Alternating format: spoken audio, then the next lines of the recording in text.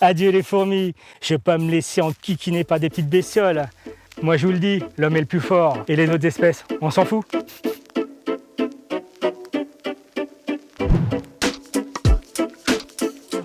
La nature ne cesse d'inventer et d'expérimenter depuis des milliards d'années. Les solutions basées sur la nature sont dès à présent notre avenir. L'amélioration des connaissances ainsi que leur diffusion sont l'un des leviers majeurs au changement de regard et de pratique sur la biodiversité, alors que les idées reçues et les clichés sont l'un des plus grands freins. Il y a 30 ans, lorsque, avec la LPO, nous avons décidé de créer sur ma commune une réserve naturelle.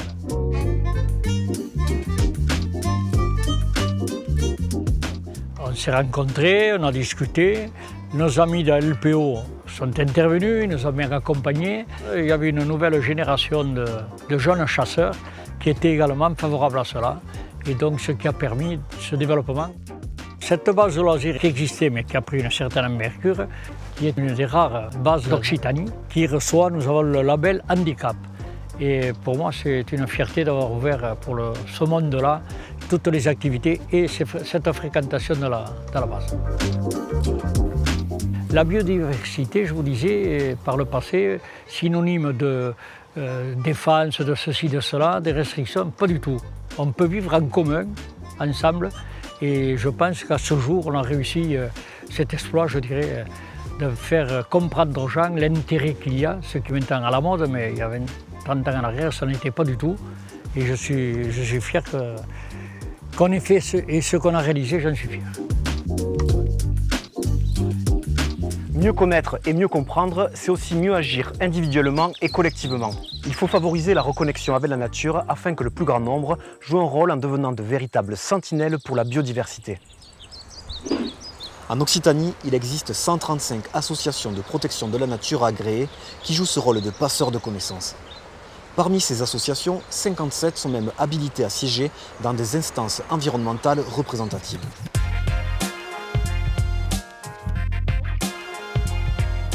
Nous ici, ça a été cette grande question. Comment on peut arriver à préserver cette biodiversité tout en maintenant les activités humaines?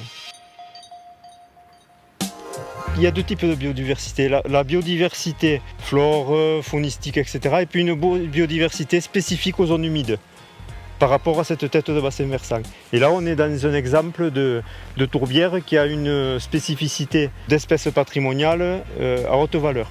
Donc les habitants savaient tout ça un petit peu. Mais en les faisant participer à des rencontres avec des naturalistes, avec les techniciens des espaces naturels sensibles, avec les techniciens de l'ONF, on affine les choses sur la connaissance de cette biodiversité et on le fait partager aux habitants de la commune. Alors on a des actions précises, par exemple on a fait tout un travail sur les chauves-souris, puisque les chauves-souris c'était le vampire qui suçait le sang.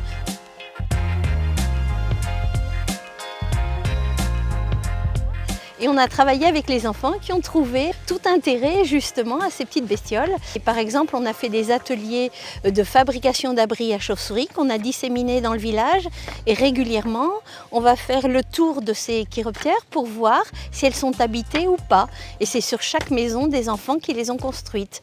On a mis aussi en place des abris pour les mésanges, les hirondelles, donc tous les oiseaux qui sont prédateurs aussi de la pyrale du buis.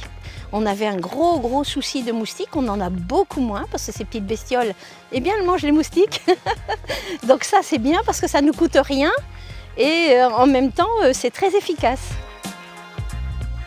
On pense que c'est difficile à mettre en place, mais en fait, il suffit de trouver une ou deux personnes avec nous, d'être moteur et après ça se fait tout seul. Donc ça crée une émulsion aussi au niveau du village de gens bénévoles.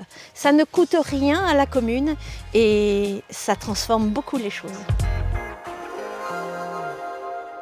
Afin d'éclairer les décideurs, il est primordial d'expliquer et de comprendre les interactions entre activité humaine et biodiversité. C'est par ce travail pédagogique de vulgarisation et d'apport de connaissances qu'un véritable changement sera possible. L'ARB, les associations de protection de la nature et les gestionnaires d'espaces naturels proches de chez vous sont à vos côtés afin de relever ensemble ce défi. Occitanie. tous engagés pour la biodiversité.